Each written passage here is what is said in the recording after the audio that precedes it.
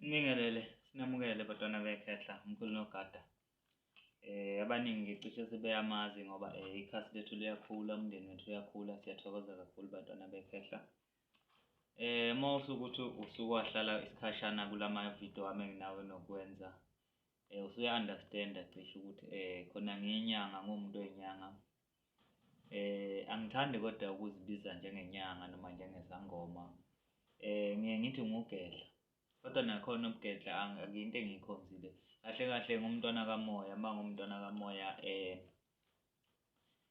angi-understand-i ukulapha kuphela ngokwempande, kodwa nami futhi kunezinto ezingihlulayo khona empandeni. Angeke ngazi yonke into, okunye ngikufunda ezingiqhubeka. Kuphinde kuzoba nolwazi enginalo ngemfihlo kamoya. Uma ngithi nginolwazi ngemfihlo kamoya, angisho ukuthi okushiwo yimina yilona qiniso elimsulwa ngomoya noma iyona nto ongayithatha ume ngayo noma ikuphi ngomoya, cha.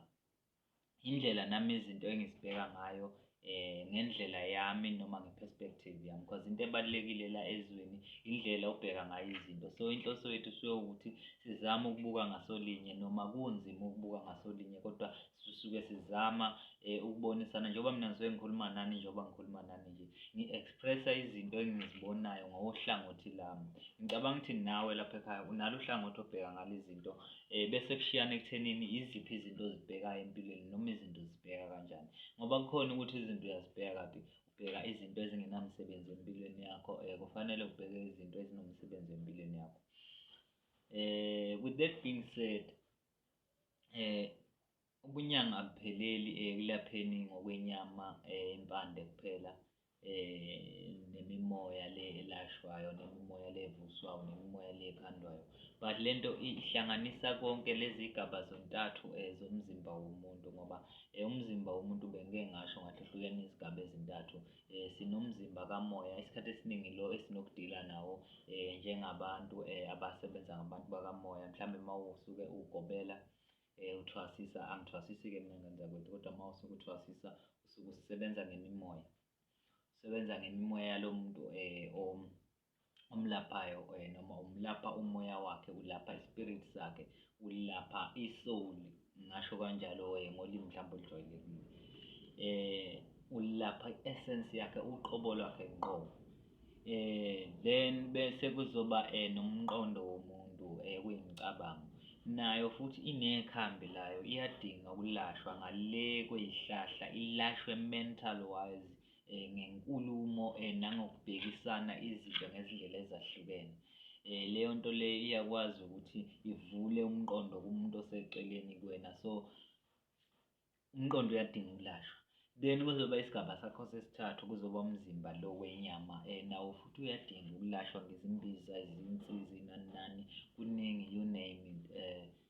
Siyakwazi-ke nakho ukukhipha, if usuke walandela kahle uzobheka ukuthi kahle kahle isicishe isikhwama sonke lesi esengisikhiphile, ngoba imithi sengiyikhiphile ingasiza iy'nkinga ey'ningi ngalapha abantu abaningi. Kuya ngokuthi ujule kangakanani ngokwempande, because iyasebenza le mithi esuke ngininika yona, and abantu bayabuya nokusho ukuthi no, iyasebenza imithi yakho mkhulu, ngike ngawusebenzisa umuthi owukuthi nokuthi, iyasebenza imithi yakho. Le engibatshela yona kuthiwa bayihlanganisele, iyeke le abayithatha kumina. Ngikhuluma mina ngemithi engisuke ngiyikhipha freely ngaphandle kwenkinga, kodwa angikho lapho. So into engiyithanda kakhulu kodwa mina singakafiki ekulapheni umzimba, ngithanda ukulapha umqondo nomoya. Izona zinto engithanda ukuzilapha. Uma uzobheka imithi yami engiyikhiphayo, noma iyona into engathi ngiphiwe kuyona mhlawumbe, ningixolele ngani zakwethu, ugwayi ngiyawusebenzisa, ugwayi akuyo into engiyifihlayo, ugwayi ngiyawusebenzisa. So uma ngifuna ukuba sezweni likamoya nasemqondweni womuntu, ngidila nezinto ezifana nani, uku-understand-isa ukuthi amandla akho emfihlakalo aqhamuka kuphi, uwathola kanjani noma uwavula kanjani, ngoba vele akhona kuwukuthi nje avalekile. siphinde sibuye emqondweni wakho ukuthi umqondo wakho operate kanjani, ufunctiona kanjani, iziphi izinto eziyimgoqo ezingaphakathi emqondweni wakho ngaphandle kokuthi uzuthi wena uyathakathwa. Because abantu banawo le mentality yokuthakathwa, angeke siphike siyathakathwa, yebo bakhona abathakathi, but abanawo amandla ngaphezu kwaNkulunkulu ongaphakathi kuwena. So ingakho kubalulekile ukuthi sifocus kakhulu kulo nkulunkulu lapha kuwena ngaphakathi, singakambuki umthakathi. Umthakathi uzothi siya kuyena sobe sesi-understand-a kahle kahle ukuthi silwa nani, silwa nayo kanjani. Okay, okokuqala into ofuna uyazi ngomthakathi, njengoba enenzondo emubi nje engabathandi abantu, kuvele usesishibeni noma usesigodini sobumnyama ngalowo mzuzu. So izinto zakhe azinako ubunhlahla, kazikhanyi, kazinamandla, ngoba amandla avela from uthando, from imfudumalo, from injabulo. So vele yena uselimele, useluzile already, as umuntu ekuzonda nje usevele uluzile. So asikho isidingo sokuthi sifocus kuyena. Umuntu ofanele sifocus kuyena uwena, before uziluze wena, I understand, because iphutha elikhulu ukuziluza wena. Yikho kuye kuthiwa ungakulahla konke kodwa ungalahli ithemba, understand. Ithemba lifana ukuthi uthembele kuwena. Awukwazi ukunketha unethemba kodwa uthembele from i-external source. Mhlawumbe uthembele ukuthi kuzoqhamuka uNkulunkulu eceleni, or kuzoqhamuka umkhulu nogada eceleni akunika into yokuphila, or kuzoqhamuka samukwana akunikeze into yokuphila. No, lento yila enhlizweni yakho, lento ikuwena, uqobo lakho, uwena uzosikhipha kule nkinga okuyona. Angisho ukuthi imithe engizokunika yona angeke ikusize, but i-addition kuyilento efanele uyiphathe as i-foundation kuwena, because i-foundation ibaluleke kakhulu ukunesitezi esiya phezulu, understand lo nto leyo. So asenze i-foundation ibe solid. Ngicela ukubhema lokwayo because angufihli ngani zakwethu, nami angikho perfect, ngumuntu ezweni, and ngizama ukubheka izinto ngendlela ezingakwazi ukuthi zisisize sonke noma zisisize oseceleni kwami. Mhlawumbe mina noma ngasizakalanga at some point, but umuntu oseceleni kwami asizakala.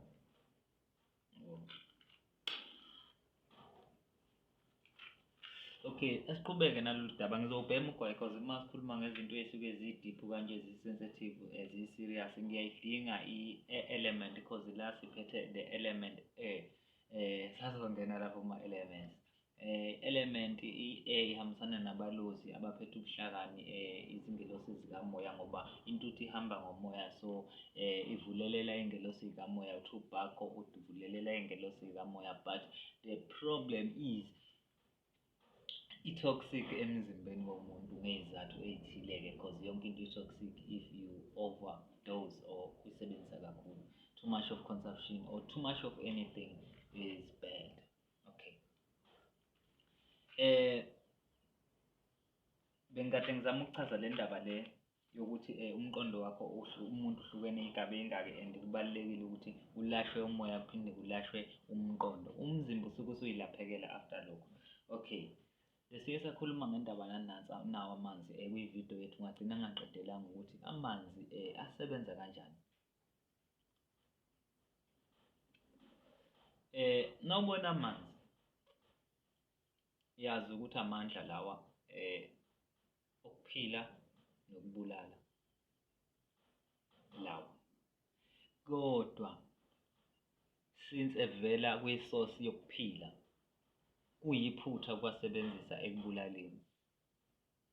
Angazi uma understand that, noma kungelona iphutha but kuviolate ama-laws athile ukusebenzisa lolu hlobo lwamandla ekwenzeni izinto ezikungcola, ngoba la mandla awukukhanya, awukuphila, ahlambulukile, pure, ayakwazi ukungcola. Njengoba ngikhuluma nje lamanzi alalele, lamanzi lawa, njengoba ngikhuluma, njengoba sixoxa nje la, alalele lamanzi, and lamanzi ayaprogrameka. Amanzi aprogrammable, ingakho sikwazi ukubakhulekela size umuntu, ingakho sikwazi ukuthi senze izinto ezizimangaliso ngawo amanzi, ingakho abathandazi bawasebenzisa, ingakho etholakala ekudleni esikudlayo, ingakho etholakala kuzo zonke izinto esinazo lapha emhlabeni ezweni. Nkosi yami, amanzi bakithi abaluleke kakhulu, abaluleke kakhulu. Ahambisana nemizwa, uma sesiwa-associate nezinto ezikubona emzimbeni ahambisana nemizwa because I'm over in motion. Noma ngabe kuthiwa izinto zime kanjani, they always find the level noma the lowest level. Amanzi awayiluzi level kahle kahle. Ileyo nto engizama ukuyichaza ukuthi nakho phela ngoba ulimi lwabezizwe lubuye luthu contradict amazihlanganisa nezizulu. But le nto lena uma ungavuka njalo ekuseni ukhulume nayo nantambama ukhulume nayo le nto le iyokunikeza ukuphila. Uyikhomanda, thuma le nto le ikwenzele lezi zinto oyifunayo empilweni. Amanzi lawa, amandla lawa ngani zakwethu, hhayi ukuthi ungabazi, hhayi futhi uthi ukholelwe, yazi ukuthi azoyenza le nto oyifunayo amanzi. Awakaze alenze iphutha. Njengoba usuke waphuza womile, awuzibuzi ukuthi azokuqedani ukoma, uyazi ukuthi azokuqeda ukoma. That's why uwathathe uwaphuza. So believe uma ngabe uwathatha uwasebenzisa, futhi ukubhiliva angikuthandi ngani zakwethu, iyazi, just know izosebenza le nto le. Into eyinkinga ukuthi udinga isikhathi. uNkulunkulu le nto wayenza ngamabomu ukuthi into oyifisayo ingenzeki immediate uyicabanga. Ngobani? Lokho kungenza ukuthi sibe nenkinga enkulu emhlabeni because kunabantu abacabanga izinto ezokungcola, izinto ezingamanyala. Abanye bacabanga ngisho ukuthi umhlaba wonke lo ungabhubha kusale yena yedwa. So uyacabanga if uma ngathiwa kuvunyelwa abantu abanjengalabo bakwazi ukudala yonke into abayicabangayo, kungabuhlungu kanjani ezweni, singagcina singekho sonke. So uNkulunkulu-ke kunezinto azibekile, kunemiqathango ayibekile noma equation ayibekile kufanele uyilandelayo. Le equation i-reputation, kufanele uyiphindaphinde le nto oyifunayo, kufanele iyiphindaphinde, which is lokho kuyiphindaphinda kwakho kufana nani? Kufana nomanyolo. Uyayikhuthaza leyo nto leyo, ulokhu uyicabanga and chanting on that, ukuphefumula uthandaza phezu kwaleyo nto leyo, unikeza amandla, ufocus energy kuleyo nto leyo. Then leyo nto leyo ibese idaleka ngoba usuke sewulandele imithetho eminingi, kwaverifywa ngaphakathi kuwena, kwaverify energy oyidelivayo noma oyitransferayo noma oyitransmithayo. Yabekwa in tuned nalezi zinto ozifunayo because angeke ulilalele uphuze ungabithunanga kwi-frequency yophuzi, angeke ulalele igagasi ungatshonanga kwi-frequency yegagasi. So angeke ube nayo imali ucabanga ukuhlupheka, you-understand le nto leyo. Angeke uze ube nayo injabulo ucabanga inzondo noma ucabanga ukuhlukumezeka. Ngani zakwethu, konke kukhona kusuka la.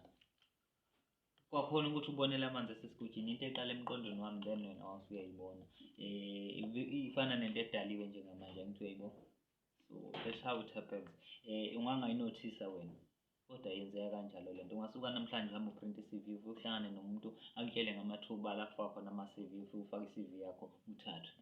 Kodwa uma ungayanga ngoprint i-CV angeke kwenzeke. But angisho ukuthi wonke umuntu ahambe uprint i-CV, but ngiqonda uku-emphasize le nto ukuthi isinqumo nesinqumo osithathayo silidela ey'ntweni ey'thile empilweni yakho. So yenza sure ukuthi isinqumo osithathayo siyisinqumo esihle futhi sizoba nemiphumela emihle empilweni yakho ngani zakwethu. Ningawadeleleli amanzi, angizukwenza le nto ibe imilingo, ibe into yehaba, kodwa le nto uma ukhuluma nayo ngokujula, uxhumana nayo, iyakunikeza ukuphila ngani zakwethu. Amanzi lawa ukuphila lawa, izingelo sizokuphila mase sizoyipha izibongo, ngoba siyiphi iy'bongo ngenhloso yokuthi ihlale igxile enhliziyweni yethu. Yikho le nto siyiphi iy'bongo bantwana bakwethu. Ingakho nomkhulu sibanikeza amagama sithi ogogo nomkhulu lemimoya, senze ukuthi ihlale igxile, sikwazi ukurelate kahle kahle. Lezi zinto azinamagama ngani zakwethu, ziyizinto eziphelelisa ukuphila. Amagama yizinto esizikhandele zona thina ezweni, ulimi into esiy'khandele yona ezweni ngesimanga sokuthi sifuna uku-expressa nokuxhumana ngani zakwethu.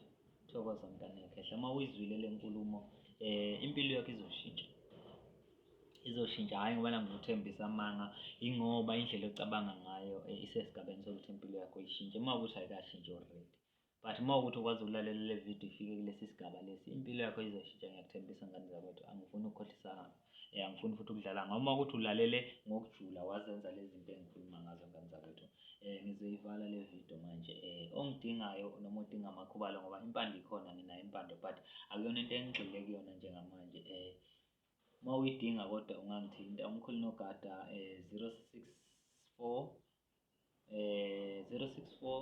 9632 400, aniphinde 064 9632 400. Umkhulu nogada uzuma WhatsApp, utholakala ku-WhatsApp. Ukufonelwa ngenza ukuthi bangangichazile, angikukhonzile, angikuthandi futhi nginey'zathu zami futhi angifuni umuntu angibuze imibuzo ngaleyo nto cause akeze kuba nazo impendulo. Asikho isidingo sokuthi ngiyi-explain-e ngoba ngase ngichazile ukuthi ifoni kangizwani nayo. Ngiyisebenzisa uma sizokhuluma kanje kuyimina okhontrola yona, hhayi yona ikhontrole mina. Sekufanele ngilalele manje, angikwazi ukwenza kanjalo kodwa indlela engidalwe ngayo. So, bantwana bethu, uNkulunkulu